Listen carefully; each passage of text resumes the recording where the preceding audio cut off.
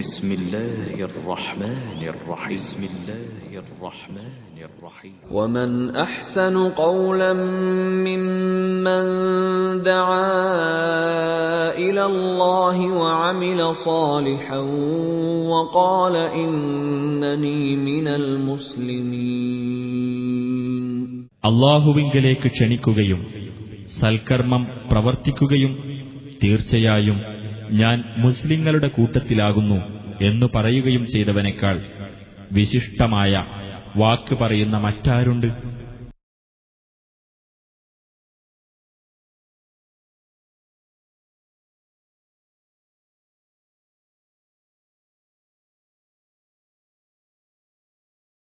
അസ്സലാമു അലൈക്കും വറഹ്മത്തുള്ളാഹി വബറകാതുഹു.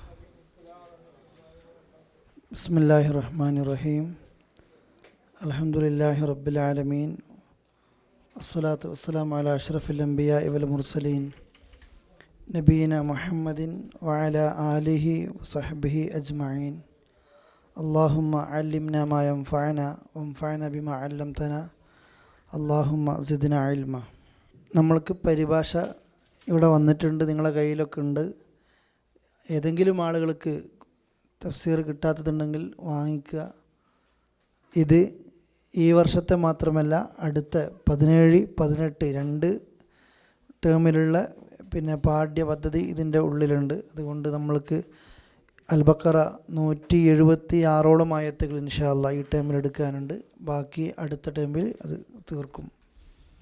കഴിഞ്ഞ ക്ലാസ്സിൽ നിങ്ങൾക്ക് 3 ആയത്തുകളാണ് എടുത്തത്. അവിടുന്ന് അങ്ങോട്ടാണ് ഇൻഷാ അല്ലാഹ് ഇന്നെടുക്കാൻ പോകുന്നത്.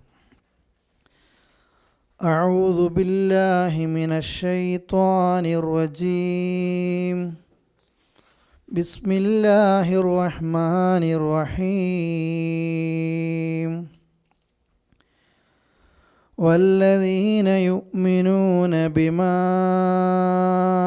ഉൻസില ഇലൈക വമാ ഉൻസില മിൻ ഖബ്ലിക വബിൽ ആഖിറതി ഹും യൂഖിനൂൻ. ഉലൈക അലാ ഹുദം മിർ റബ്ബിഹിം وأولئك هم المفلحون. إن الذين كفروا سواء عليهم أأنذرتهم أم لم تنذرهم لا يؤمنون. ختم الله على قلوبهم وعلى سمعهم وعلى أبصارهم غشاوة ولهم عذاب عظيم. 7 ആയത്ത് വരെയാണ് എടുത്തത്. ഈ സൂറത്തിൻ്റെ ആദ്യ ഭാഗങ്ങൾ നിങ്ങൾക്ക് കാണാം. 1 മുതൽ 5 വരെയുള്ള ആയത്തുകൾ. ഒന്നാമത്തത് അലിഫ് ലാം മീം. നമ്മൾ അതിൻ്റെ അർത്ഥം അള്ളാഹ്ക്കറിയാം. അത് കഴിഞ്ഞിട്ട് 5 വരെയുള്ള ആയത്തുകൾ വിശ്വാസികളെപ്പറ്റി പറയുന്ന അത്. കഴിഞ്ഞ ക്ലാസ് നിങ്ങൾ പഠിച്ചിട്ടുണ്ടാവില്ലേ ആരാണ് വിശ്വാസികൾ.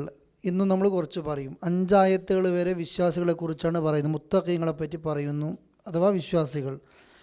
പിന്നെ നമ്മൾ ലാസ്റ്റ് ഓതിയ 6, 7 ആയത്തുകൾ, ഈ 2 ആയത്തുകൾ കാഫിര്യങ്ങളെപ്പറ്റി പറയാണ്. അത് കഴിഞ്ഞിട്ട് 8 മുതൽ 20 വരെയുള്ള ആയത്തുകൾ, അഥവാ 13 ആയത്തുകളുണ്ട്, കപടന്മാരെ പറ്റിയാണ് പറയുന്നത്. അല്ലാഹു തആല വിശ്വാസികളെ പറ്റി പറയാൻ 5 ആയത്തുകൾ 4 ആയത്ത് അത് ഉപയോഗിച്ചു. കാഫിര്യങ്ങളെ പറ്റി പറയാൻ 2 ആയത്ത് ഉപയോഗിച്ചു. കപടന്മാരെ പറ്റി പറയാൻ എത്ര ഉപയോഗിച്ചു? 13. അത് കഴിഞ്ഞിട്ടാണ് പിന്നെ പൊതുവെ എല്ലാവരെയും വിളിച്ചിട്ട് അല്ലാഹു തആല വിശുദ്ധ ഖുർആൻ ആദ്യമായിട്ടൊരു സന്ദേശം പറയുന്നത് യാ അയ്യുഹന്നാസ്. ഇൻഷാ അല്ലാഹ് എടുക്കുമ്പോൾ നമ്മളത് പറയും. ഇപ്പോൾ കഴിഞ്ഞ ക്ലാസ്സിൽ നിങ്ങൾ പഠിച്ചു കഴിഞ്ഞു എന്താണ് ഖുർആൻ്റെ പ്രത്യേകത അല്ലേ. അത് ഓതുമ്പോഴും ഇദ്രീസ് മൗലവി പറഞ്ഞിരുന്നു, അവിടെ ദാലിക്കൽ കിതാബു ലാ റൈബ ഫീ, നിങ്ങളുടെ പരിഭാഷയിൽ അതുണ്ടോയെന്നറിയില്ല.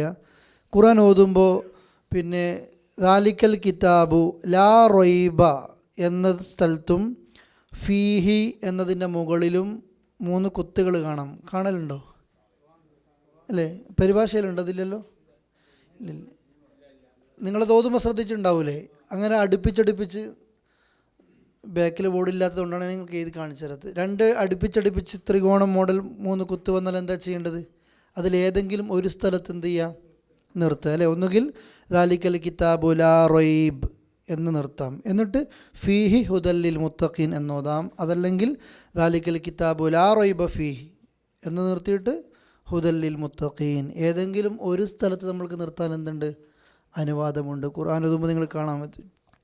അള്ളാഹുവിൻ്റെ പരിശുദ്ധ ഖുർആൻ അതാണ് എടുത്തു പറയുന്നൊരു ഗ്രന്ഥം. അതിൽ ഒരാൾക്കും ഒന്നിലും ഒരു സംശയങ്ങളില്ല അല്ലേ. ആ ഗ്രന്ഥത്തിൻ്റെ പ്രത്യേകത ഹുദല്ലിൽ മുത്തഖീൻ, സൂക്ഷ്മത കാണിക്കുന്നവർക്കതൊരു മാതൃകയാണ്.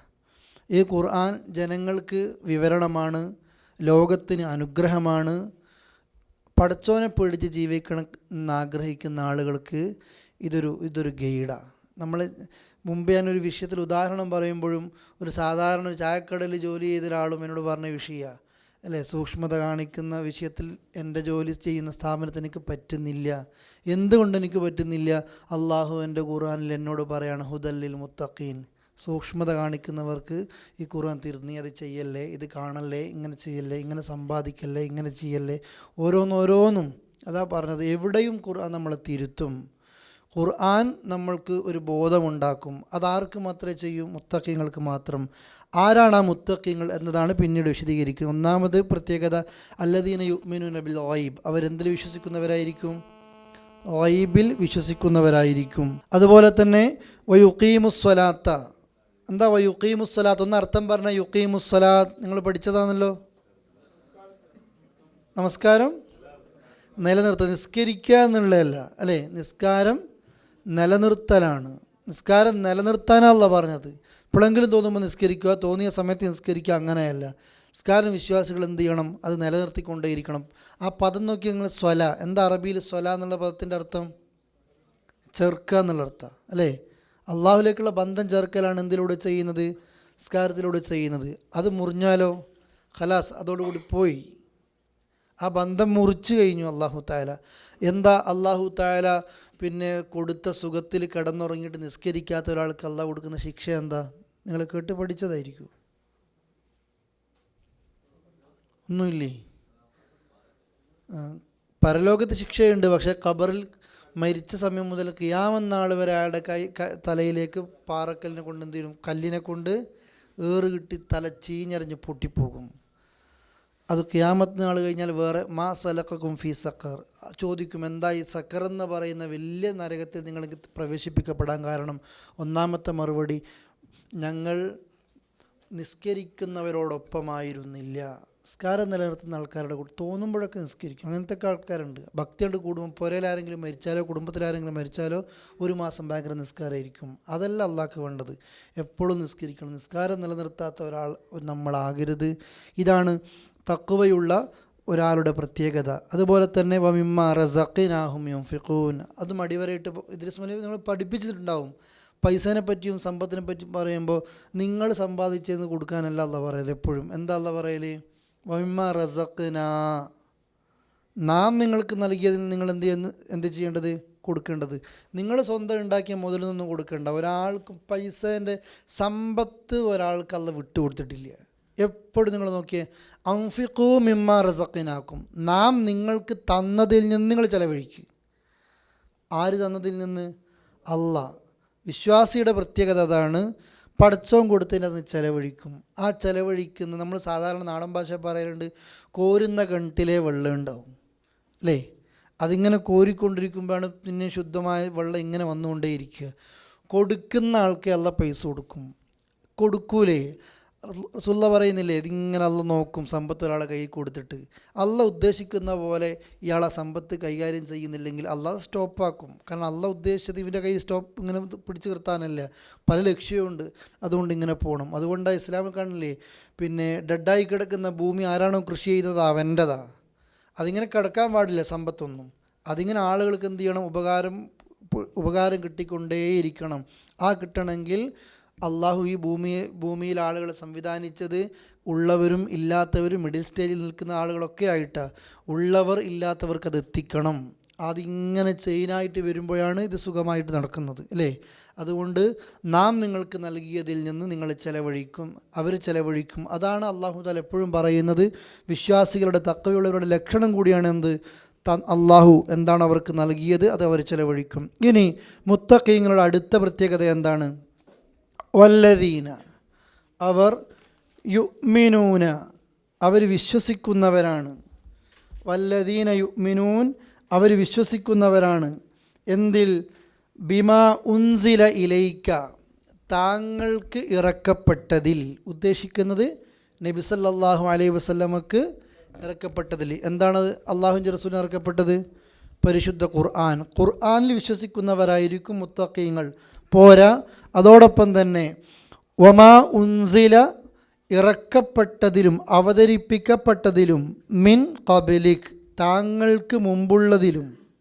അഥവാ അള്ളാഹുവിൻ്റെ റസൂലിൻ്റെ മുൻകാലങ്ങളിൽ ഏതൊക്കെ വേദഗ്രന്ഥങ്ങൾ അവതരിപ്പിക്കപ്പെട്ടുവോ അതിലൊക്കെ വിശ്വസിക്കുന്നവരായിരിക്കും. അഥവാ അള്ളാഹുവിൻ്റെ റസൂൽ അവതരിപ്പിക്കപ്പെട്ട പരിശുദ്ധ ഖുർആനിൽ വിശ്വസിക്കുന്നവരാണവർ.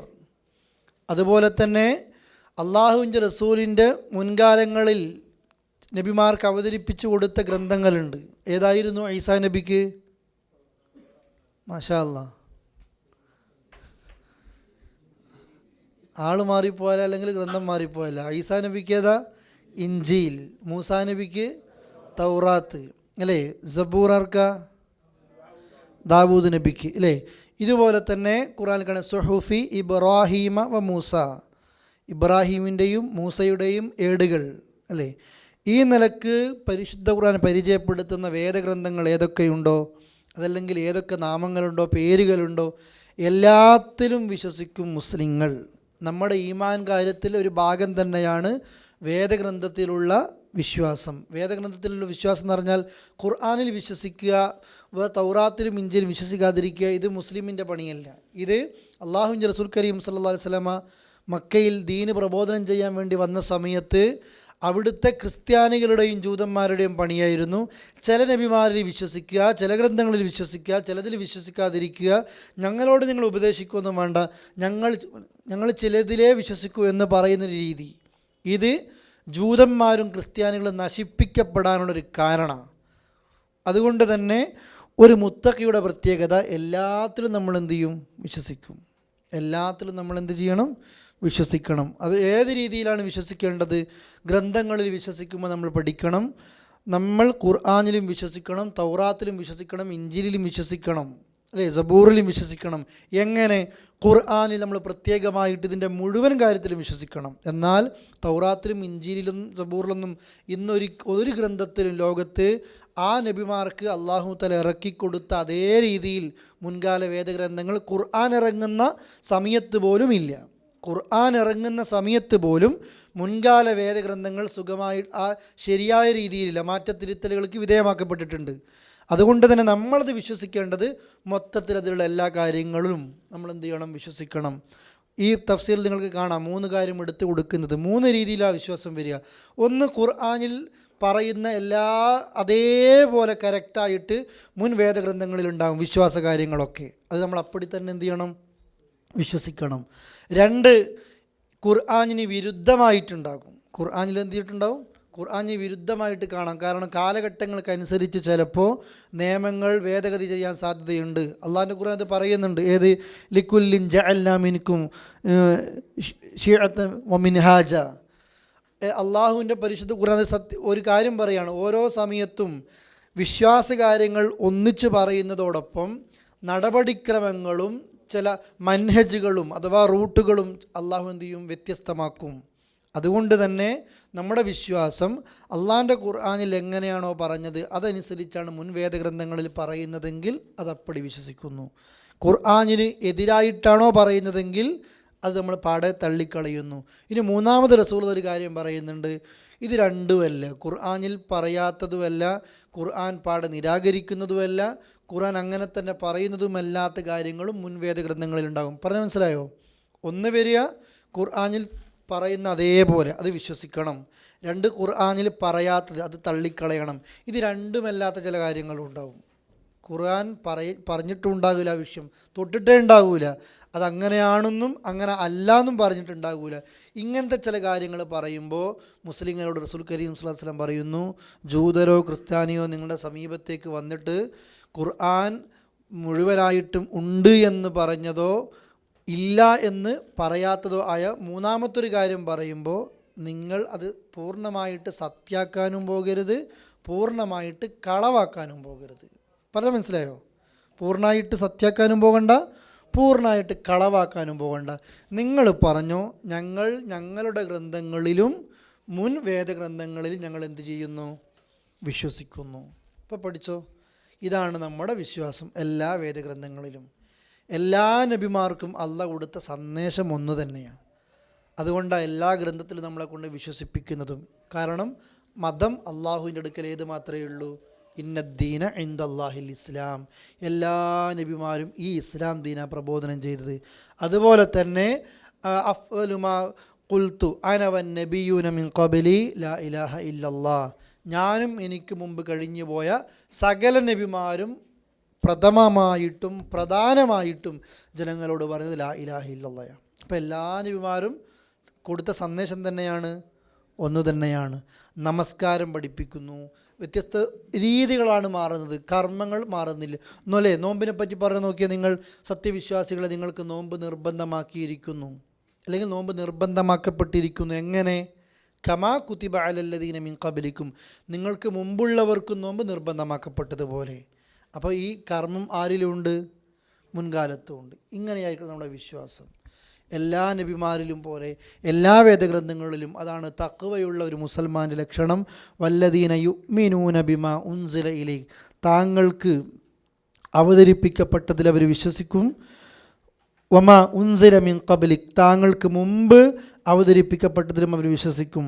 ഇനിയോ വബിൽ ആഖിറതി ഹും യൂഖിനൂൻ, അവർ പരലോകത്തിൽ വബിൽ ആഖിറ, പരലോകത്തെപ്പറ്റി ഹും അവരാകട്ടെ യൂഖിനൂൻ, അവരെന്താണ്? അങ്ങേയറ്റം ദൃഢമായി വിശ്വസിക്കുന്നതാണ്. നമ്മൾ പറഞ്ഞു, ഞാൻ നിങ്ങളോട് ഇത് പ്രത്യേകം നിങ്ങളെ ശ്രദ്ധയപ്പെടുത്താൻ വേണ്ടിയിട്ടാണ്. ജൂതൻ്റെയും ക്രിസ്ത്യാനിയുടെയും സ്വഭാവമാണ് ചിലതിൽ വിശ്വസിക്കുക, എന്ത് ചെയ്യാതിരിക്കുക, ചിലതിൽ വിശ്വസിക്കാതിരിക്കുക. സൂറത്തു നിസാ 150 നിങ്ങൾ ഒന്ന് മാർക്ക് പഠിക്കേണ്ട ഒരു ആയത്ത്. അതിൽ അവർ പ്രത്യേകം പറയും, ഇന്നല്ലദീന യക്ഫുറൂന ബില്ലാഹി വറുസുലിഹി വയുരീദൂന അൻ യുഫർരിഖൂ ബൈനല്ലാഹി വറുസുലിഹി വയഖൂലൂന നുഅ്മിനു ബിബഅളിൻ വനക്ഫുറു ബിബഅൾ വയുരീദൂന അൻ യത്തഖിദൂ ബൈന ദാലിക സബീല ഉലൈക ഹുമുൽ കാഫിറൂന ഹഖ്ഖൻ വഅഅ്തദ്നാ ലിൽ കാഫിരീന അദാബൻ മുഹീന വല്ലദീന ആമനൂ ബില്ലാഹി വറസുലിഹി വലം യുഫർരിഖൂ ബൈന അഹദിൻ മിൻഹും ഉലൈക സൗഫ യുഅ്തീഹിം ഉജൂറഹും വകാനല്ലാഹു ഗഫൂറർ റഹീമ.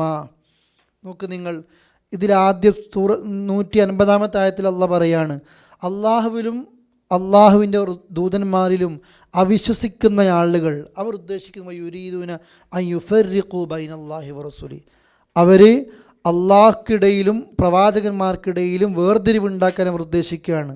എന്നിട്ട് അവർ പറയാണ്, നുഅ്മിനു ബിബഅളിൻ വനക്ഫുറു ബിബഅൾ വയഖൂലു നുഅ്മിനു ബിബഅൾ വനക്ഫുറു ബിബഅൾ, ഞങ്ങൾ ചിലതിലൊക്കെ വിശ്വസിക്കും, ചിലതൊന്നും വിശ്വസിക്കൂല. ഇത് കാഫിരീങ്ങളുടെ ലക്ഷണമാണ്. എന്നാൽ മുഅ്മിനിൻ്റെ പ്രത്യേകത എന്താണെന്നറിയോ? വല്ലദീന ആമനു ബില്ലാഹി വറസൂലി, അള്ളാഹുലും പിന്നെ ദൂതന്മാരിൽ വിശ്വസിക്കുന്നവർ വലം യുഫർരിഖൂ ബൈന അഹദിൻ മിൻഹും, അവർ എന്ത് ചെയ്യൂല, അവരുടെ സ്വഭാവത്തിൽപ്പെട്ടതാണ്. ഒരു നബിമാർക്കിടയിലും അവർ എന്ത് കാണിക്കൂല? വേർതിരിവ് കാണിക്കൂല. അല്ലേ? മുഹമ്മദ് നബി നമ്മുടെ നാട്ടിൽ പണ്ട് പറയാറുണ്ട്, പിന്നെ നബിദിനം കഴിക്കുമ്പം ജാഥ വിളിച്ചു പോലും അപ്പ് മുഹമ്മദ് നബി, ഡൗൺ ഡൗൺ ഈസാ നബി എന്ന് വെച്ചാൽ ഒരു പ്രകടനത്തിൽ പറയുകയാണ്. ഒരു നബീനെ പൊക്കും അടുത്ത നബീനെ എന്ത് ചെയ്യാണ്? താഴ്ത്തുക. സ്വാഭാവികമായിട്ട് അതന്നെ ചെയ്യുന്നത്. ഞാൻ കഴിഞ്ഞ ക്ലാസ് സൂചിപ്പിച്ചിരുന്നു. ഈ ഡിസംബർ 24-ന് പിന്നെ നബിദിനം വരികയാണ്, ഡിസംബർ 25-ന് ഈസാ നബീൻ്റെ ക്രിസ്മസും വരികയാണ്. അല്ലേ? ഒരു കൂട്ടർ മുഹമ്മദ് റസൂൽ ജനിച്ചെന്ന് പ്രകടനമൊക്കെ വിളിക്കുന്നു. എന്നാൽ അതേ ഇപ്പുറം രണ്ടും പാടില്ല. പക്ഷെ എന്താ ചെയ്യുന്നത്? വേർതിരിവ് കാണിച്ചുകൊണ്ടിരിക്കുക. എല്ലാ നബിമാരും നമ്മൾക്ക് എന്താണ്? ഒരുപോലെയാണ്. എല്ലാ നബിമാരും ഒരുപോലെയാണ്. എന്നാൽ ചില നബിമാർക്ക് അള്ളാഹു കൊടുത്ത പദവികളും ശ്രേഷ്ഠതകളുമുണ്ട്. അത് നമ്മൾ അംഗീകരിക്കുന്നതല്ലാതെ ഉറങ്ങാൻ കിടക്കുമ്പോൾ പോലും നമ്മൾ കൊണ്ട് അള്ളാഹ് പറയിപ്പിക്കുന്നുണ്ട്. അല്ലേ? ഒരു നബിമാരിൽ ഞങ്ങൾ എന്ത് കാണിക്കുന്നില്ല? വേർതിരിവ് കാണിക്കുന്നില്ല. എപ്പോഴാണ് പറയിപ്പിക്കുന്നത്? ഉറങ്ങാൻ കിടക്കുമ്പോൾ. ആയത്തുൽ കുർസിയിലല്ല, ആമന റസൂലു അല്ലേ, ലാ നുഫരിഖു ബൈന അഹദം മിർ റുസുലി. ഇപ്പം ഓതാൻ കിട്ടുന്നില്ലായിരിക്കും, അത് ഉറങ്ങാൻ കിടക്കുമ്പോഴേ കിട്ടൂ അല്ലേ. അതാ സുജൂദിൻ്റെ ഇടയിലുള്ള പ്രാർത്ഥന നിസ്കാരത്തിലേക്ക് കിട്ടും, നിസ്കാരം കഴിഞ്ഞാൽ കിട്ടൂല. അതപ്പം മോട്ടർ സ്വിച്ച് ഇട്ടാൽ ഓണാകുന്നതാണ്. എന്താ അതിൻ്റെ അർത്ഥം എന്നറിയും ഇപ്പം ആരും കിട്ടാത്ത? അതങ്ങനെ യാന്ത്രികമായിട്ട് ചെല്ലുന്നതെന്ന് അർത്ഥം. അന്ന് മാറിയിട്ട് നമ്മൾ ഉഷാറായിട്ട് എന്ത് ചെയ്യണം, അതിനെ ആത്മാർത്ഥമാക്കി പഠിക്കണം. പഠിക്കുമ്പോൾ അങ്ങനെയായിരിക്കും. നിങ്ങളൊക്കെ അങ്ങനെ ഒന്നല്ല കേട്ടോ, എന്നാലും നമ്മളെന്താ ഷോക്കായി പോകരുത്, കിട്ടണം. ഒരു നബിമാരിൽ നമ്മളെന്ത് കാണിക്കരുത്, വേർതിരിവ് കാണിക്കരുത്. അള്ളാഹു തന്നെ ഈ അമ്പിയാക്കളെക്കുറിച്ചും മുൻകാല വേദഗ്രന്ഥങ്ങളെക്കുറിച്ചും പഠിക്കുമ്പോൾ നമ്മൾക്കറിയാം ഓരോ വേദഗ്രന്ഥങ്ങളെക്കുറിച്ചും ഓരോ നബിമാരെക്കുറിച്ചും അതിൽ അള്ളാഹു ചില കൊടുക്കുന്ന പദവികളും ശ്രേഷ്ഠതകളുമുണ്ട്. ഗ്രന്ഥങ്ങൾക്കുണ്ട്, നബിമാർക്കുണ്ട്, ഒക്കെയുണ്ട്. അതുകൊണ്ട് കോമണായിട്ട് മൊത്തത്തിൽ എല്ലാ വേദഗ്രന്ഥത്തിലും നമ്മൾ എന്ത് ചെയ്യണം, വിശ്വസിക്കണം.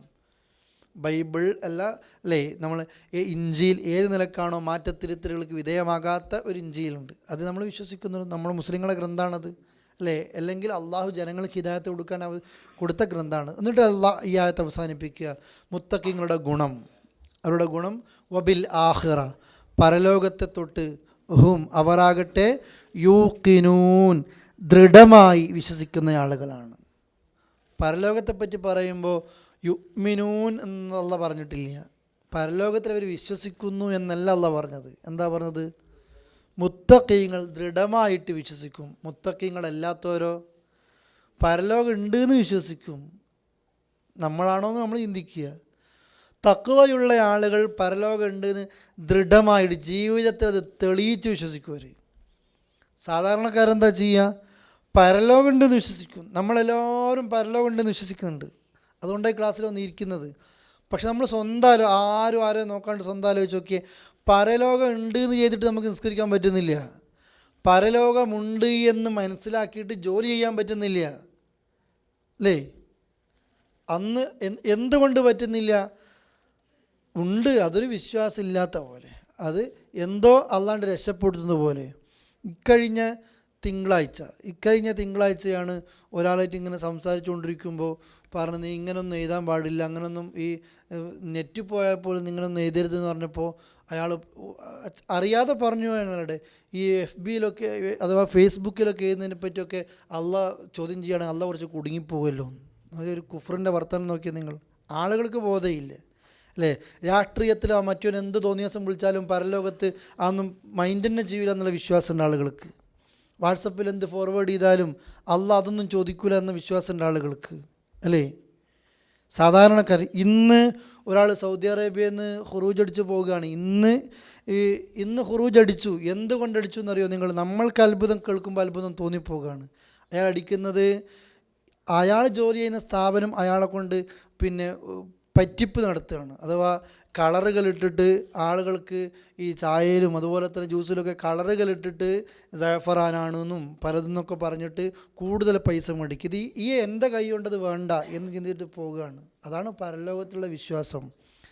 നമ്മളിങ്ങനെ ചോദിക്കൂ, ഉസ്താദെ ഞാൻ ആ സ്ഥാപനത്തിൽ ജോലി ചെയ്യുന്നുണ്ട്, ഞാൻ ഇന്ന് ഈ ഗൾഫുകാരായത് കൊണ്ടാണ് ഇത് പറയുന്നത് കേട്ടോ, ഞാൻ ഇന്ന സ്ഥലത്ത് ജോലി ചെയ്യുന്നുണ്ട്, മുതലാളിയെ കൊണ്ട് ചെയ്യിപ്പിക്കുന്നുണ്ട്, അപ്പോൾ എനിക്ക് കുറ്റം കിട്ടുമോ? കുറ്റം അള്ളാഹുവിൻ്റെ റസൂൽ ആദ്യമേ പറഞ്ഞു. എന്താ തെറ്റെന്ന് ചോദിച്ചപ്പോൾ പറഞ്ഞത്, എല്ലാ ഉസ്താക്കന്മാരും പോയിട്ട് ഡൗട്ട് ചോദിക്കൊന്നും വേണ്ട, എന്താ തെറ്റ്? മാ ഹാക്ക ഫീ സ്വദരിക്, നിൻ്റെ നെഞ്ചിൻ്റെ ഉള്ളിൽ നിന്ന് നിനക്ക് ഇങ്ങനെ ചൊറി വരുത്തുണ്ടോ, അതെന്നാ തെറ്റ്.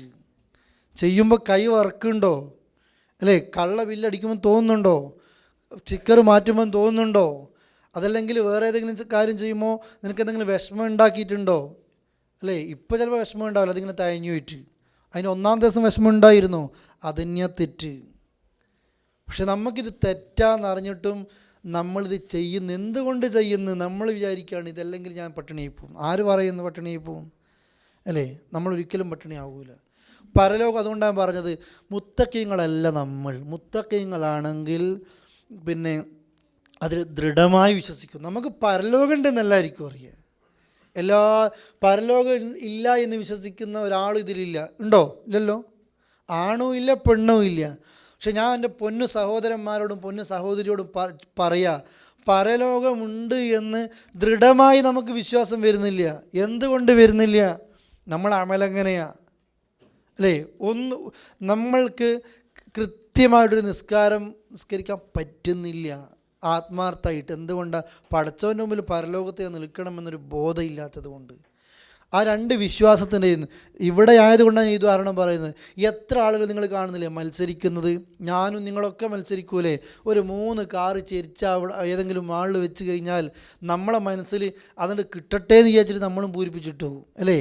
അതിനുള്ള കിട്ടാനുള്ള പൂതി കൊണ്ട് എന്തൊരു ഇഖ്ലാസായിരിക്കും നമുക്ക് വേണ്ടത്. അല്ലെങ്കിൽ അടുത്ത മാസം പിന്നെ നമ്മൾ വർക്ക് ചെയ്യുന്ന ഓഫീസുകളിൽ അല്ലെങ്കിൽ കമ്പനികളിൽ ക്വാളിറ്റി യൂണിറ്റ് ഉണ്ട്.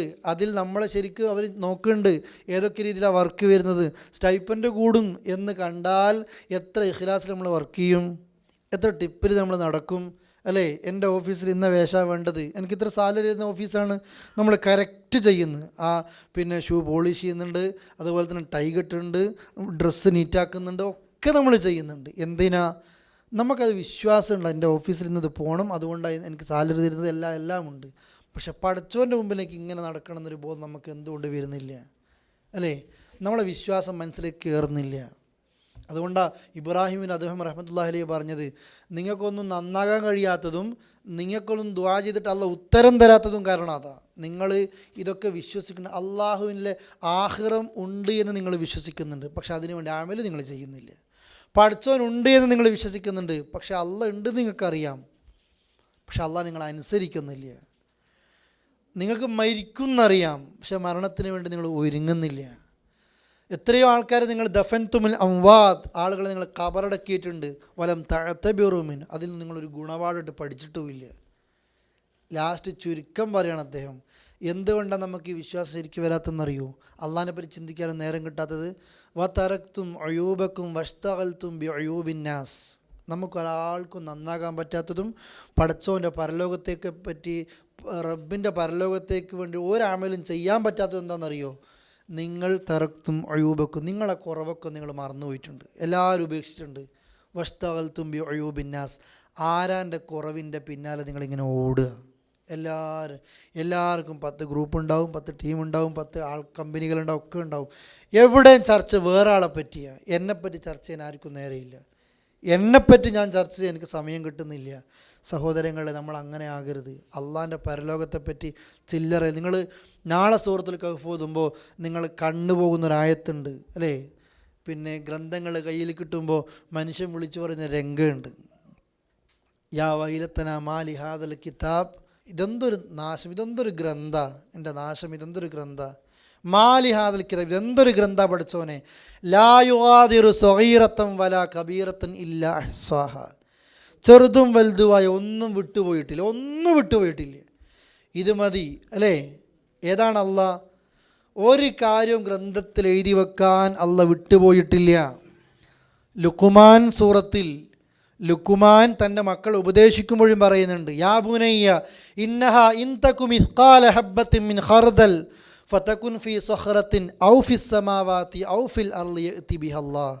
ഒരു കടുകുമണിനേക്കാളും ചെറുത് ആകാശത്തോ ഭൂമിയിലോ ഒരു പാറക്കെട്ടിൻ്റെ ഉള്ളിൽ നിന്ന് ഒളിപ്പിച്ച് വെച്ചാലും യഅതി ബിഹല്ലാഹ്, അള്ളാഹ് എന്ത് ചെയ്യും? അത് കൊണ്ടുവരും. ഇന്നല്ലാഹു ലത്തീഫുൻ ഖബീർ. ഇതല്ലേ ഒരാളെ നന്നാക്കുക, ഇത് മാത്രം പറഞ്ഞു കൊടുത്താൽ മതി. ഇതെന്തൊരു ഗ്രന്ഥ, ഒന്നും വിട്ടുപോയിട്ടില്ലല്ലോ. അള്ളാഹ് പറയും, ഇഖ്റ കിതാബക്, നിൻ്റെ ഗ്രന്ഥം നീ വായിച്ചോ, കഫാ ബിനഫ്സിക്കൽ യൗമ അലൈക ഹസീബ, നിന്നെ ചോദ്യം ചെയ്യാൻ ഞാനൊന്നും വേണ്ട, നീ തന്നെ മതി. പഠിച്ചൊരു ഗ്രന്ഥം എടുത്ത് തരും. ഈ ഗ്രന്ഥത്തിൽ ഒന്നും വിട്ടുപോയിട്ടില്ല. ചെയ്യാത്തതൊന്നും അള്ളാഹ് എഴുതി വെച്ചിട്ടുമില്ല, ചെയ്തതും അള്ളാഹ് വിട്ടുപോയിട്ടുമില്ല. അതുകൊണ്ട് അള്ളാഹ് അൽ കഹ്ഫിൽ എന്ത് പറഞ്ഞത്? വലാ യളിമു റബ്ബുക അഹദ, നിൻ്റെ റബ്ബ് ഒരാളോട് എന്ത് കാണിക്കൂല? അനീതി കാണിക്കൂല. ഈ വിശ്വാസം നമ്മൾക്ക് വേണം. ഇതില്ലാത്തത് കൊണ്ടാണ് നമുക്ക് എല്ലാത്തിനും ചെയ്യാൻ പറ്റും.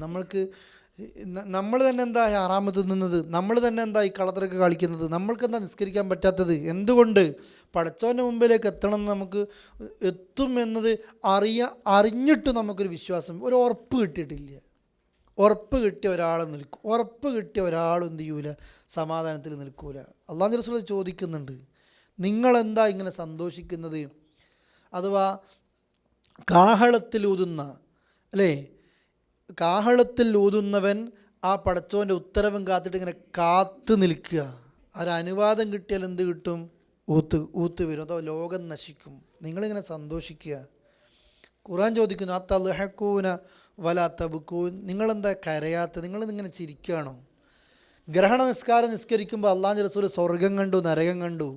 നബി നിസ്കാരം കഴിഞ്ഞപ്പോൾ പറഞ്ഞു, ഈ നിസ്കാരത്തിൽ എനിക്ക് സ്വർഗം കിട്ടി, നരകം കിട്ടി. പൂച്ചയെ കെട്ടിയിട്ട് പൂച്ചയെ പട്ടിണിക്കിട്ട് കൊന്ന സ്ത്രീയെ ആ നരകത്തിൽ ഞാൻ എൻ്റെ കണ്ണുകൊണ്ട് കണ്ടിട്ടുണ്ട്. എന്നിട്ട് റസൂൽ ലാസ്റ്റ് പറഞ്ഞെന്താണെന്നറിയോ? ആ ഭാഗം വായിച്ചപ്പോൾ ആ ഹദീസിൻ്റെ അവസാന ഭാഗത്ത് കാണാം, ലൗ തഅലമൂന മാ അഅലമു ലളഹിഖ്തും ഖലീലൻ വലബഖീതും കസീറ.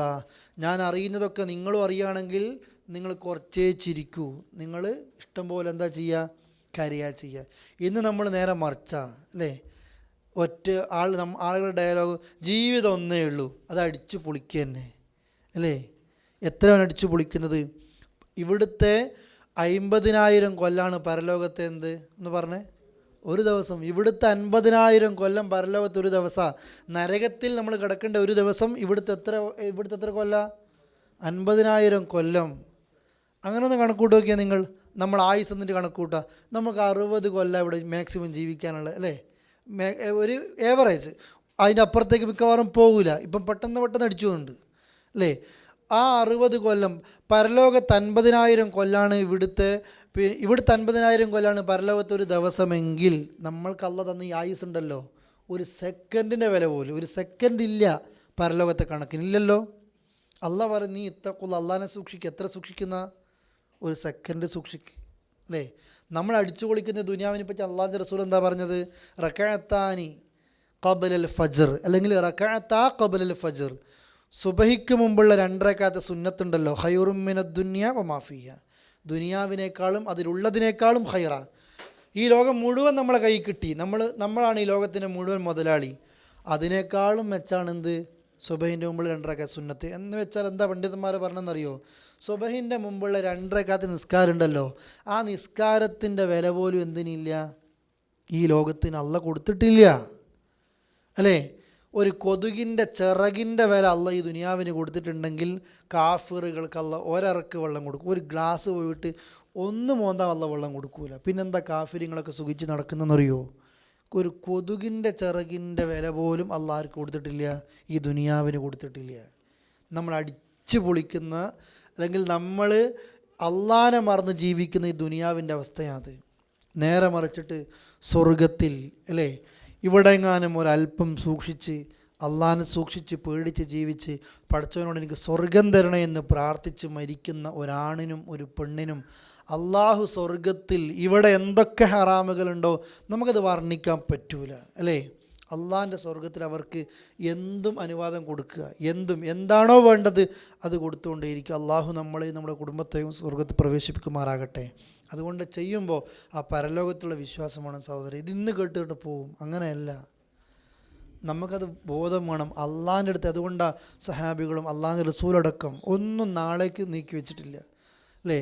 നമ്മളൊക്കെ എപ്പോഴും ശ്രദ്ധിക്കേണ്ടതാണ്. നമ്മൾ മുമ്പ് പള്ളിയിൽ വെള്ളിയാഴ്ച പറഞ്ഞിരുന്നു, നമ്മുടെ നാട്ടിലത്തെ ഒരു പതിവുണ്ട്, മയ്യത്ത് പള്ളിയിൽ കൊണ്ടാച്ച് കഴിഞ്ഞാൽ പറയൂലേ, നാട്ടുകാരോ അല്ലെങ്കിൽ ഏട്ടന്മാരോ അനിയന്മാരോ എന്താ പറയുക, പൈസ കൊടുക്കാനുണ്ടെങ്കിൽ, മയ്യത്തിന് ആരെങ്കിലും കൊടുക്കാനുണ്ടെങ്കിൽ ഞാനുമായിട്ട് ബന്ധപ്പെട്ടോ അല്ലേ? അതുപോലെ തന്നെ മയ്യത്തിൽ നിന്ന് കിട്ടാനുണ്ടെങ്കിലും ഇന്നാളായിട്ട് ബന്ധപ്പെടാം.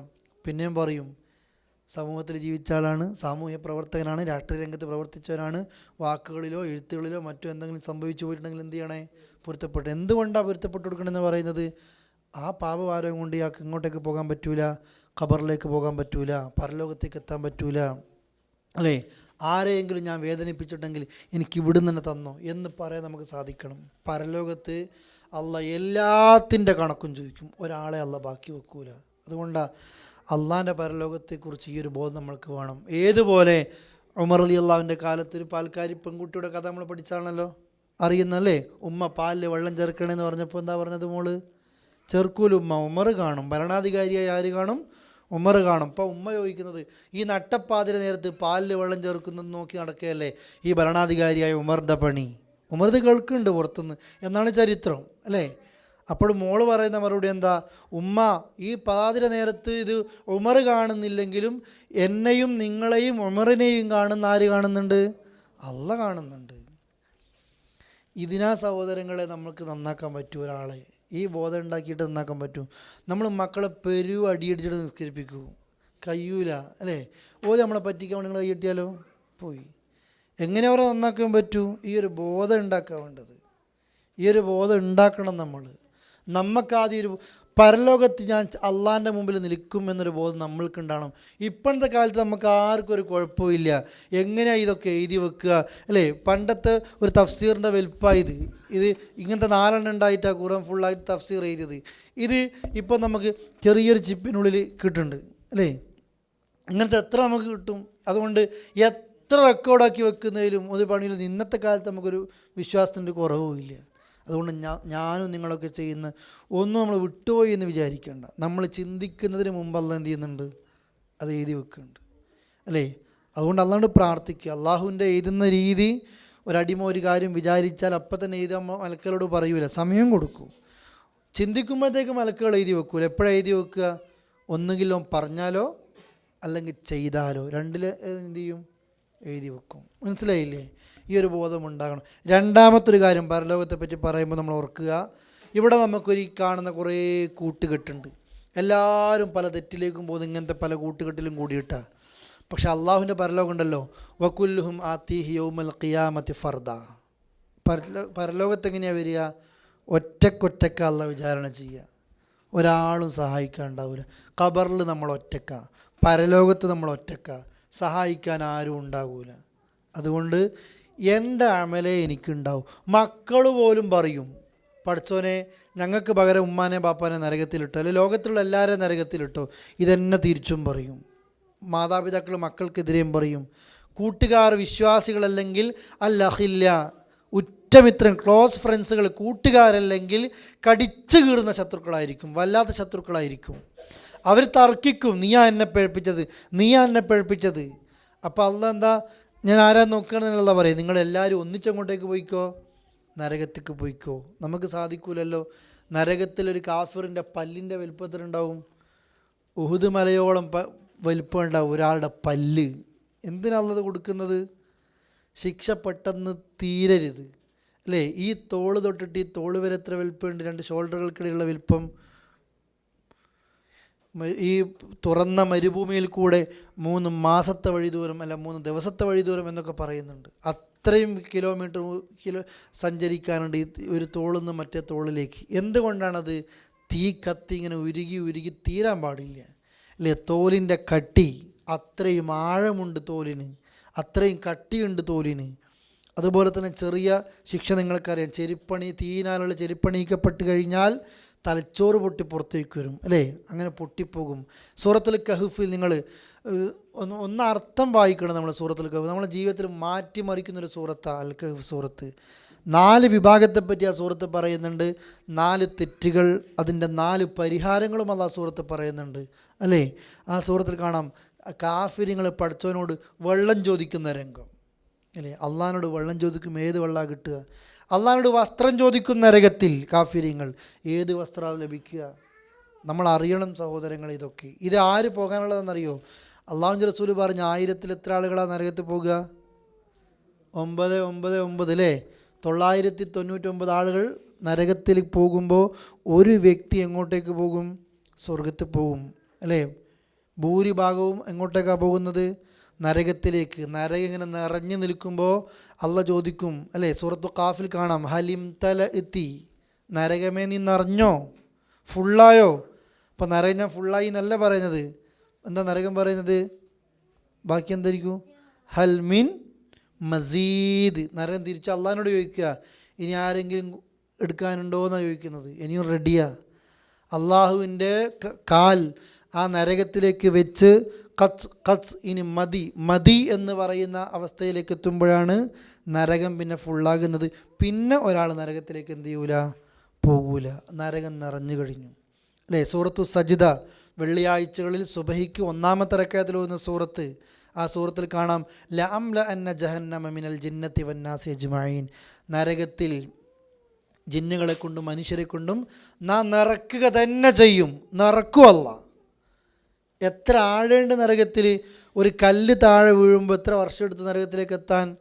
70 വർഷം എടുത്തു. റസൂലുള്ളാഹിയും സഹാബികളും ഇങ്ങനെ പോകുമ്പോൾ ഒരു വലിയ ശബ്ദം കേൾക്കുക. ആ ശബ്ദം എന്തെന്നറിയോ? സഹാബികൾ പറഞ്ഞു ഞങ്ങൾക്ക് അറിഞ്ഞൂടാ.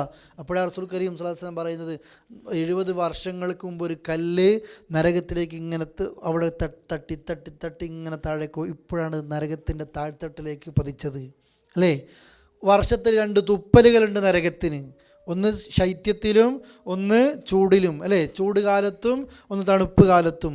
ഈ നമ്മൾക്ക് അനുഭവപ്പെടുന്ന ഏറ്റവും വലിയ ചൂട് നരകത്തിൻ്റെ ചെറിയൊരു തുപ്പലാത് അല്ലേ. ഈ ഏറ്റവും കൊടും തണുപ്പ് ലോകത്ത് അനുഭവപ്പെടുന്നത് നരകത്തിൻ്റെ ഒരു തുപ്പൽ മാത്രമാണ്. അത് അള്ളാഹ് കാണിക്കുകയാണത്. ഇതിൻ്റെ ഇരട്ടിക്കൽ ഇന്നും കത്തിച്ചു കൊണ്ടേയിരിക്കുന്നുണ്ട് നരകം. എന്തിനാണെന്നറിയോ? പരമാവധി കത്തിയതിൻ്റെ മാക്സിമം ചൂടെത്തുമ്പോൾ ആളുകൾ അള്ളാഹു അതിലേക്ക് കൊണ്ടുവിടുകയാണ്. ചങ്ങലകളിൽ ഇട്ടിട്ട് അല്ലേ. ചെറിയ ചെറിയ സുഹൃത്തുക്കൾ നിങ്ങൾ നോക്കിയേ, പിന്നെ അതിങ്ങനെ മൂടപ്പെട്ടിട്ട് ചങ്ങലകളിൽ ബന്ധിച്ചിട്ട് നമ്മളെ ചങ്ങലയിലിട്ട് കെട്ടിയിട്ട് ഒരു പെട്ടിക്കുട്ടിലാക്കി നമ്മളവിടെ കിടത്തി അതിൽ തീയും വെച്ച് പുറത്തുനിന്ന് പൂട്ടിയിട്ട് നോക്കിയേ. ചങ്ങലയിലാണ് നമ്മളുള്ളത്. പച്ചയായ മനുഷ്യരെ കത്തിക്ക് നമ്മൾ കാണുന്നുണ്ട്. ചില തെറ്റുകളൊക്കെ ചെയ്യുമ്പോൾ ചില ഗോത്രക്കാരൊക്കെ എടുക്കുന്ന നടപടി അല്ലേ, മനുഷ്യൻ്റെ മേത്ത് പെട്രോൾ ഒഴിച്ചിട്ട് തീയണ്ട് കൊടുക്കുക. നരകത്തിലേക്കുള്ള വലിച്ചെറിയുമ്പോൾ നമ്മൾ ഈ ഓരോ ചെയ്ത ഒന്നിനും ഇടമുറിയാതെ നമ്മൾക്ക് അള്ളാൻ്റെ ശിക്ഷ അനുഭവിക്കേണ്ടി വരും. ഒരു ഭാഗം ഇതാ. പക്ഷേ നമ്മളീ പറഞ്ഞ 1 മിനിറ്റ് അള്ളാനെ സൂക്ഷിച്ചാൽ നമുക്ക് പരലോകത്ത് കിട്ടാൻ പോകുന്നത് എന്താ? സ്വർഗം. നമ്മൾ ഇവിടുത്തെ ചെറിയൊരു സുഖത്തിന് വേണ്ടിയിട്ടാണ് പരലോകത്തെ വലിയൊരു സുഖം നമ്മൾ നഷ്ടപ്പെടുത്തുന്നത്. നമുക്ക് വേണ്ട അള്ളാൻ്റെ സ്വർഗം. ഞാൻ നിങ്ങളൊക്കെ ചിന്തിക്കുന്നത് നമുക്ക് വേണ്ട. ഈ 4 ആൾ കൂടെ ഇവിടുത്തെ ചർച്ചയാണ്. സഹാബികൾ വന്നിരിക്കുമ്പോൾ പരലോകത്തെ പറ്റി വന്നിരിക്കൂ, പരലോകത്തെ പറ്റി ഒരല്പം പറയാലോ, ഈമാൻ വർദ്ധിപ്പിക്കാലോ എന്നാ പറയാം. പക്ഷെ നമ്മൾ ദുനിയാവിനെ പറ്റിയാണ് ചർച്ച ചെയ്യുന്നത് അല്ലേ. ഒരു ഭാഗത്ത് സ്വർഗ്ഗമുണ്ട്, നരകത്തിൽ ഇങ്ങനെ ദർക്കുകൾ താഴേക്ക് പോകുന്നത് പോലെ സ്വർഗത്തിൽ ഇങ്ങനെ ദറജകൾ ഇങ്ങനെ ഉയർന്നു പോകുന്നുണ്ട്. എത്ര ദറജകളുണ്ട്? 100 പദവികളുണ്ട് സ്വർഗത്തിൽ. 100ാമത്തെ പദവിയാണ് ഏത്? ജന്നാത്തുൽ ഫിർദൗസ് അല്ലേ. ജന്നാത്തുൽ ഫിർദൗസിലൂടെ. അതുകൊണ്ടാണ് റസൂലുള്ളാഹി പറഞ്ഞത്, സ്വർഗം ചോദിക്കും നിങ്ങൾ എന്ത് ചോദിക്കണം? അള്ളാഹുവേ എനിക്ക് ജന്നാത്തുൽ ഫിർദൗസ് തരണേ എന്ന് പ്രാർത്ഥിക്കണം. പർദ്ദക്കടേൻ്റെ പേരായിരിക്കും ജന്നത്തുൽ ഫിർദൗസ്, അത്തർ വീടിൻ്റെ പേരായിരിക്കും ജന്നത്തുൽ ഫിർദൗസ് അല്ലേ. നമ്മളതിങ്ങനെ പറയുകയും ചെയ്യും. എന്താണ് അള്ളാഹിനോട് ആത്മാർത്ഥമായിട്ട് ആ സ്വർഗം അതെങ്ങാനും നഷ്ടപ്പെട്ടു പോയാൽ, ഒരു സ്വർഗ പദവിയിൽ നിന്ന് അടുത്ത ഒരാളെ കാണുന്നതിൻ്റെ വഴിദൂരം എത്ര എന്നറിയോ? ആകാശഭൂമിക്ക് എത്ര വഴിദൂരമുണ്ടോ അതാണ് അല്ലേ. നമ്മളല്ലേ എക്കണോമി ക്ലാസ്സും ഒരു ബിസിനസ് ക്ലാസ്സും തമ്മിലൊരു കർട്ടൻ്റെ വ്യത്യാസമാണ്. എന്നാൽ തന്നെ നമ്മൾ കൊതിച്ചു അല്ലേ. അതിൻ്റെ അകത്ത് ആ കർട്ടൻ ഇട്ട് നീക്കുമ്പോൾ എനിക്കതിൽ കഴിയുന്നില്ലല്ലോ. പൂതി ഉണ്ടായി പോകും മനുഷ്യർക്ക്, ആളുകൾ ആഗ്രഹിച്ചു പോകും അല്ലേ. പക്ഷെ അള്ളാഹുവിൻ്റെ സ്വർഗം 2 പദവികൾ തമ്മിലുള്ള വ്യത്യാസം, ആകാശഭൂമിയുള്ള വ്യത്യാസമുണ്ട്. നമ്മൾ അതുകൊണ്ട് അള്ളാഹിനോട് പ്രാർത്ഥിച്ച് സ്വർഗത്തിലെത്തിയാലും നമുക്ക് സങ്കടം അല്ലേ. അതുപോലെ സൂറത്തു ഖാഫിൽ അള്ളാഹ് പറയുന്നുണ്ട്, സ്വർഗത്തിലെത്തിക്കഴിഞ്ഞാൽ വലദൈന മസീദ്, നമ്മളൊക്കെ വർദ്ധിപ്പിച്ചു കൊടുക്കും. അള്ളാഹു നമുക്ക് നൽകുമാറാകട്ടെ. എന്താ ഈ വർധനവ്? സ്വർഗത്തിലെത്തിയാൽ പിന്നെ എന്താ അള്ളാഹ് വർദ്ധിപ്പിച്ചു തരുന്നത്? ഒന്നാലോചിച്ച് നോക്കിയേ. സ്വർഗത്തിലെത്തിക്കഴിഞ്ഞാൽ അള്ളാഹുവെ കാണാൻ പറ്റുന്നു അല്ലേ, പടച്ചോനെ കാണാൻ പറ്റുന്നു. കാബ കണ്ടപ്പോൾ കരയാത്ത ആരെങ്കിലും ഉണ്ടോ ഇതിൽ? ആദ്യമായിട്ട് കാബ കണ്ടപ്പോൾ ഒരാളും ഉണ്ടാവില്ല അല്ലേ. കരഞ്ഞോനെ കണ്ടിട്ടെങ്കിലും നമ്മോട് കരഞ്ഞു. പരിശുദ്ധ കാബ കണ്ണിൻ്റെ മുമ്പിൽ കാണുമ്പോൾ കരയും. എന്തുകൊണ്ട് കരയുന്നു? 5 നേരം ഞാൻ കൈയിട്ട് നിസ്കരിച്ചത് ഈ കാബേൻ്റെ മുമ്പിക്കാണ്. അതെൻ്റെ കണ്ണിൻ്റെ മുമ്പിൽ എനിക്ക് വിശ്വസിക്കാൻ പറ്റുന്നില്ല. നമ്മൾക്കിതിലും വിശ്വസിക്കാൻ പറ്റാത്ത സ്വർഗത്ത് കിട്ടാൻ പോകുന്നത് എന്തെന്നറിയോ? എല്ലാ വെള്ളിയാഴ്ചകളിലും സ്വർഗീയവാസികൾക്ക് അള്ളാനെ പരിപൂർണമായിട്ട്, എങ്ങനെയാണ് അള്ളാഹുവിൻ്റെ റസൂൽ കരീം സ്വല്ലല്ലാഹു അലൈഹി വസല്ലം പറയുന്നത്? 14 രാവിൽ പൂർണ്ണ ചന്ദ്രനെ പ്രകാശിക്കുന്ന ചന്ദ്രനെ കാണുന്നത് പോലെ എൻ്റെയും നിങ്ങളുടെയും കണ്ണിൻ്റെ മുമ്പിൽ നമ്മുടെ അള്ളാഹ് നിൽക്കുക. നമ്മുടെ അള്ളാഹ് എല്ലാം തന്ന റബ്ബ് നമുക്ക് കൺകുളിർക്കെ കാണാം, സന്തോഷമുള്ള മുഖവുമായിട്ട്. അള്ളാഹു നമ്മൾ അതിൽ വിധിക്കുമാറാകട്ടെ. സഹോദരൻ, പ്രാർത്ഥിക്കുക. ഇത് കിട്ടണമെങ്കിൽ വലിയ പണിയൊന്നും വേണ്ട, കച്ചവടം മുടക്കൊന്നും വേണ്ട, ജോലി തീർക്കൊന്നും വേണ്ട. വലിയ ബിസിനസ്സുകാരും അശ്റത്തുൽ മുബശ്ശിരീങ്ങളിൽ പെട്ടിട്ടുണ്ടല്ലോ. എല്ലാ സഹാബികളും സ്വർഗത്തിലാണല്ലോ. ഒരു കച്ചവടം ചെയ്തില്ലേ? വലിയ സമ്പന്നരുണ്ടായിട്ടില്ലേ? അബ്ദുറഹ്മാൻ ഇബ്നു ഔഫ് ഉണ്ടായിട്ടില്ലേ? അബൂബക്കർ റളിയല്ലാഹു അൻഹു ഉണ്ടായിട്ടില്ലേ? ഉസ്മാൻ റളിയല്ലാഹു അൻഹു ഉണ്ടായിട്ടില്ലേ? ഇവരൊക്കെ വലിയ സമ്പന്നന്മാരല്ലേ അല്ലേ. അലി റളിയല്ലാഹു അൻഹു എന്തുകൊണ്ടാണ് മദീനത്തെ മീഖാത്തിന് അബയാർ അലി എന്ന് പേര് വന്നത്? അലി റളിയല്ലാഹു അൻഹു പൈസ കൊടുത്തിട്ട് മുസ്ലിങ്ങൾക്ക് കൊടുത്ത് കിണറുകൾ ഉണ്ടായിരുന്നു അവിടെ അല്ലേ? പൈസ കൊടുത്തതല്ലത്. എത്ര സമ്പത്ത് ഇസ്ലാമിന് വേണ്ടി ചിലവഴിച്ചു സഹാബികളൊക്കെ. അവരുടെ പൈസ അവർക്ക് സ്വർഗം നഷ്ടപ്പെട്ടിട്ടില്ലല്ലോ, അവർ സ്വർഗം വാങ്ങി. നമ്മൾക്ക് പേടിയാണ് അല്ലേ? ആദ്യം ഗൾഫിലേക്ക് വരുമ്പോൾ ഇങ്ങനെ പ്രാർത്ഥിച്ച് കരഞ്ഞ് പ്രാർത്ഥിച്ച് പഠിച്ചോൻ ആരോ ഒരു സ്ഥാനത്ത് നിന്ന് നീക്കിയപ്പോൾ നമുക്ക് ആ സ്ഥാനത്ത് കയറി പ്രതീക്ഷിക്കാത്ത ശമ്പളം. നമ്മളൊക്കെ എല്ലാവരും പറയില്ലേ, ഞാൻ എൻ്റെ നാട്ടിലാണെങ്കിലും ഞാൻ എൻ്റെ പഠിച്ച കോഴ്സിന് അടിസ്ഥാനത്തിലും അല്ല എനിക്കിവിടെ ശമ്പളം കിട്ടുന്നത്, പ്രതീക്ഷിച്ചതിൽ എത്രയോ അപ്പുറത്തുള്ള സാലറി ഞാൻ മേടിക്കുന്നത് അല്ലേ? ആർക്കും നിരാശയൊന്നുമില്ല, പറയുന്നവനിക്കും ഇല്ല. അതുകൊണ്ടാണ് ഇവിടെ നിൽക്കുന്നത്. സങ്കടമുണ്ട് എന്നൊക്കെ പറഞ്ഞിട്ട് എന്താ സങ്കടം കൊണ്ട് നാട്ടിൽ പോവാത്തത്? ഇവിടെ തന്നെയാണ് സുഖം നോനിക്കും അറിയാം. പക്ഷെ നമ്മൾ സഹോദരങ്ങൾ ഇന്ന് ആലോചിച്ച് നോക്കിയേ, ഇതൊക്കെ തരുമ്പോൾ, ഈ സുഖങ്ങളൊക്കെ കിട്ടുമ്പോൾ നമ്മൾ അള്ളാനെയാണ് മറന്നു പോകുന്നത്. കച്ചവടത്തിലാകുമ്പോൾ പിന്നെ പള്ളിയിലില്ല, ബിസിനസ് കൂടുമ്പോൾ പഠിച്ചോലത്തേക്ക് വരുന്നില്ല, സാലറി കൂടുമ്പോൾ നമുക്ക് അള്ളാനെ മറന്നു പോകുന്നു, സ്ഥാപനങ്ങൾ വീണ്ടും തുടങ്ങുമ്പോൾ പഠിച്ചോനെ വേണ്ട നമ്മൾക്ക്. എന്തിനാണെന്നറിയോ?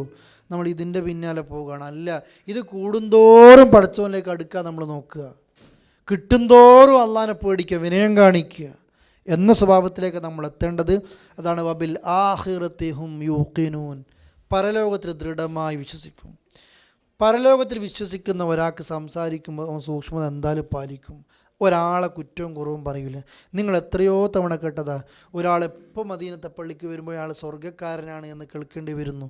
2 ഗുണം മാത്രമേ അദ്ദേഹം ചെയ്തിട്ടുള്ളൂ എന്ന് അദ്ദേഹം തന്നെ പറയാം. എന്താ ചെയ്യുന്നത്? ലോകത്തിൽ ആളെപ്പറ്റി അയാൾ എന്ത് പറഞ്ഞ് നടക്കൂല? അസൂയ വെച്ച് നടക്കൂല.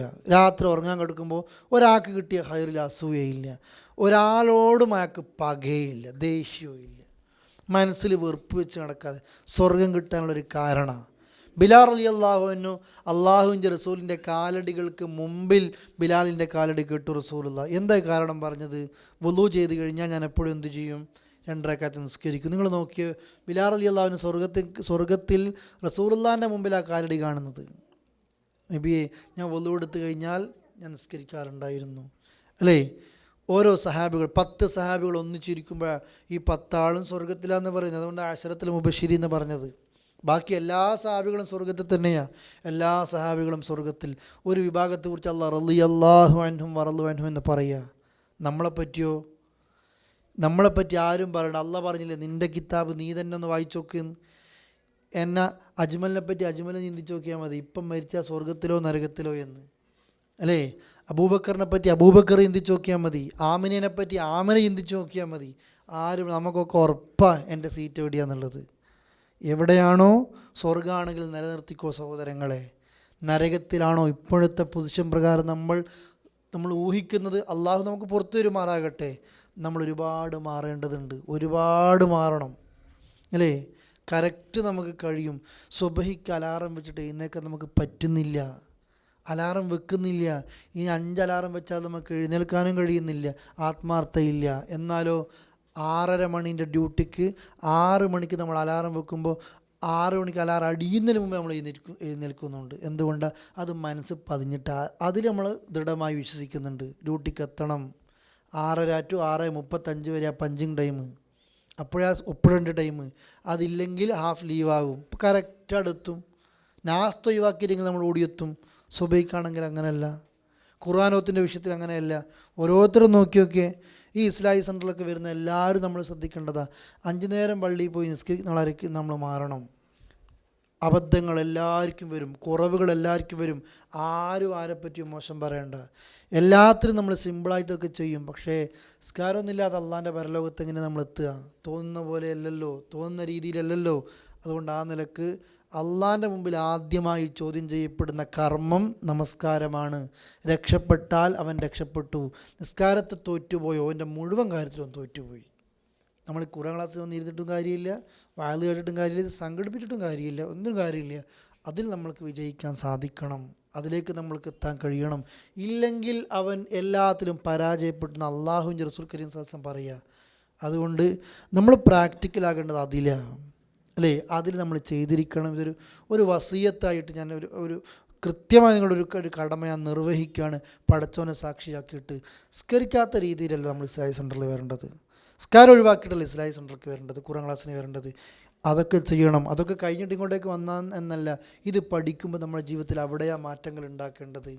സെൻ്ററിൽ വന്ന ആളുകൾക്ക് അങ്ങോട്ടും ഇങ്ങോട്ടും മൊബൈലിൽ വിളിക്കാം, അങ്ങോട്ടും ഇങ്ങോട്ടും വിളിച്ച് ഉറപ്പ് വരുത്താം. ഒരു പള്ളീൻ്റെ ചോട്ടിൽ തന്നെ 4-5 കുടുംബങ്ങൾ ഉണ്ടാകുമല്ലോ, ഈ ക്ലാസ് പങ്കെടുക്കുന്നുണ്ടാകുമല്ലോ, അവർക്ക് ചെയ്യാം. ഭാര്യമാർക്ക് ഉത്തരവാദിത്തമുണ്ട്, ഭർത്താവിനെ പള്ളി പറഞ്ഞേക്കുന്നത് വിഷയത്തിൽ ഉത്തരവാദിത്തമുണ്ട്, പറഞ്ഞേക്കണം. പുരയിൽ ബർക്കത്ത് വേണമെങ്കിൽ, കുടുംബത്തിൽ ബർക്കത്ത് വേണമെങ്കിൽ പറഞ്ഞേക്കണം, അല്ലേ?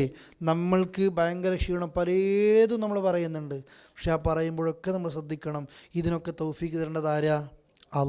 അള്ളയാ പവറും ഇസ്സത്തും ഒക്കെ തരേണ്ടത്. സുബഹിക്ക് പള്ളിയിൽ പോകാതെ നമ്മൾ കിടന്നുറങ്ങുന്നതിനാ?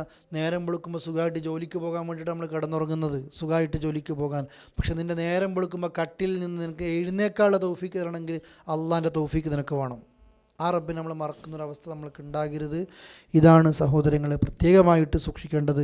ഇൻഷാ അല്ലാഹ് ബാക്കി ആ 2 ആയത്തുകൾ, ഈ ഹിസ്ബ് തീർന്നിട്ടില്ല, ആ 2 ആയത്ത് ഞാൻ അടുത്ത ക്ലാസ് മുതൽ ഇൻഷാ അല്ലാഹ് നമുക്ക് അതും അതിൻ്റെ അപ്പുറത്തേക്ക് നമ്മൾക്ക് എടുക്കാം.